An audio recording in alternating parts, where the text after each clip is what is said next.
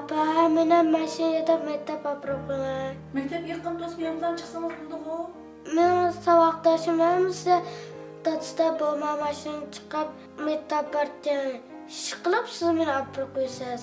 Kichik turib bəslishni kimda o'rgandingiz? Apirib qo'ydigan olsam dadingiz apirib qo'ysin.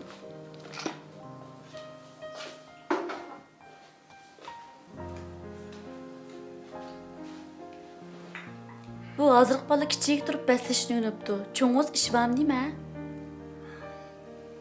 Bu baladan ağırlayayım biz ata-ana boğaçılar bu balalar yaş ulgu bulaldık mı? Yok. Şunu öyle bakalım. Mesela ağayla sonkinin bir narsa sizim aldınız.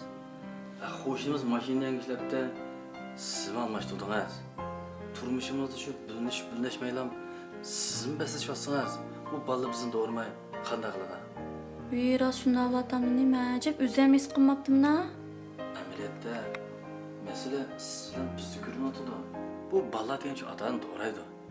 Bu atanlar besleşini yaş görse, bu balla mı besleşini ügünüdü de qargılaçı besleş degenden bu ballarınki cismani, ruhi sağlamlığına ihir təsir etip qalmay, yana nəhayət yaman aqibətlərini etkiləyən olsa, biz ata-ana boğaçılar bular yaxşı ulgu bulab, bularni to'g'ri yo'lga yetaklayishimiz kerak. Bu besleşning yaxshi va yomon taraflari bo'ldi da.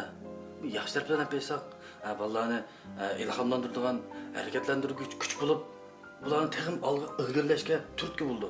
O'rganish jihatga bursak, bu balalar shu yuzni olg'a ilgirlaydigan, shu aktiv energiya taqtirgan jihatdan beslashsa, bu shunday yaxshi bo'lmamdimi?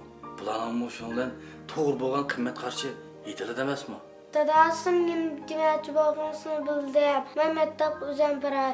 Men maktabda chuqur yaxshi o'qiyman.